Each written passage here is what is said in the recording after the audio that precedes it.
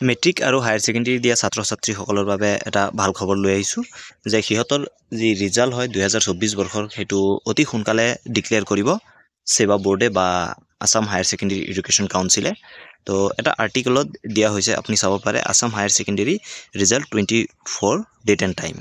তো Assam higher secondary যি result হয় 12ৰ যি ৰিজাল্ট হয় সেইটো ৰিজাল্ট assam.nic.in বা আপুনি AHSEC.in তাতো পাব পাৰে।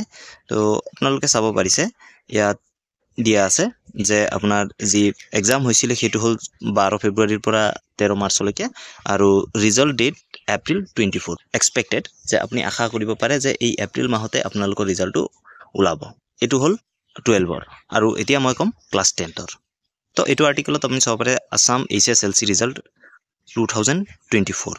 তো ইয়াত আপুনি চাব পাৰে যে কিমান তাৰিখ দিছে, মই আপোনালোকক দেখুৱাও। আৰ্টিকলটোৰ মতে আপুনি চাব পাৰিছে ৰিজাল্ট ডেট আছে 20 এপ্ৰিল 24 এক্সপেক্টেড, মানে এইটো এটা আশা কৰা হৈছে যে আপোনাৰ হয়তো 20 এপ্ৰিল তাৰিখে ৰিজাল্টটো ডিক্লেয়াৰ হ'ব পাৰে বা ইয়াৰ সালসলনিও হ'ব পাৰে। হয়তো সিহঁতে 20 এপ্ৰিল তাৰিখেও দিব পাৰে বা তাৰ পিছতো দিব পাৰে। আপোনালোকে ৰিজাল্টটো অনলাইনত চাব পাৰিব। অফিচিয়েল ৱেবছাইট আছে চব চাইট sevaonline.org আৰু বাকী কিছুমান ৱেবছাইট আছে যিবিলাকে indiaresults.com হওক, assamresults.nic.in হওক।